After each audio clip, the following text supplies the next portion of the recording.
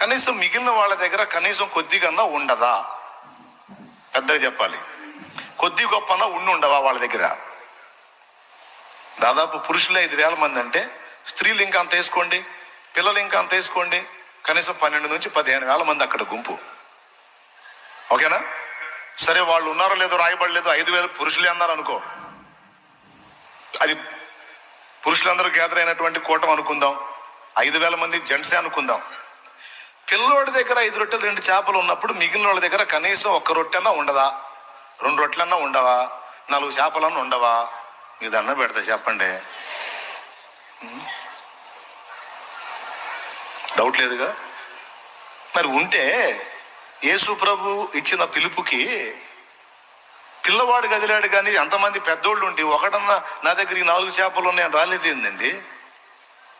నా దగ్గర ఈ 2 చేపలు ఉన్నాయి, లేదా ఈ 2 రొట్టెలు ఉన్నాయని రాలేదేంది? ఎస్, వాళ్ళు ఏమనుకున్నారు చెప్పనా? వాళ్ళ దగ్గర కనీసం 1 చేపన్నా 1 రొట్టె అన్నా ఉండొచ్చు. కానీ వాళ్ళు ఏమనుకున్నారు తెలుసా? లాజికల్గా ఆలోచించారు. ఆంధ్రేయ ఆలోచిస్తాడు చూడు అట్లా. ఇంతమంది సమూహం ఉన్నారు, నా బొట్టలోనేమో 4 రొట్టెలు 8 చేపలు ఉన్నాయి, కానీ ఇంతమందికి సరిపో. ఆయన ఏదో పిలుస్తున్నాడులే, కానీ ఇవన్నీ ఏమో కొత్త ఇంతమందికి సరిపోలే అనుకుని ఆ బొట్ట ఓపెన్ చేసి కూడా మళ్ళీ బొట్ట మీద మూత పెట్టేసుకున్నారు.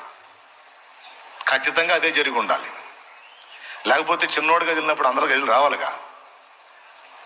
అసలు చిన్నోడి కంటే ముందు అప్పటిదాకా వాక్యం విన్న పెద్దోళ్ళు కదలాలి కదా, కదల్లా. కారణం లాజిక్.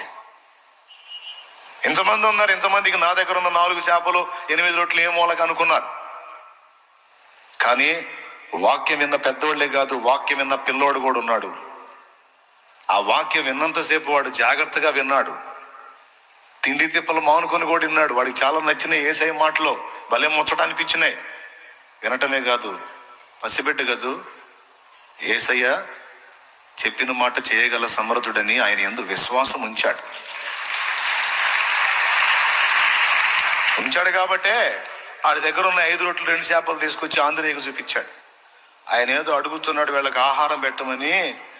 మా అమ్మ నాకు ఇచ్చింది, వచ్చేటప్పుడు తీసుకెళ్ళి తినరా అని.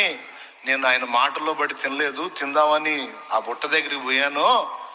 ఆయన పిలిచాడు, మీ దగ్గర ఆహారం ఉందా అని.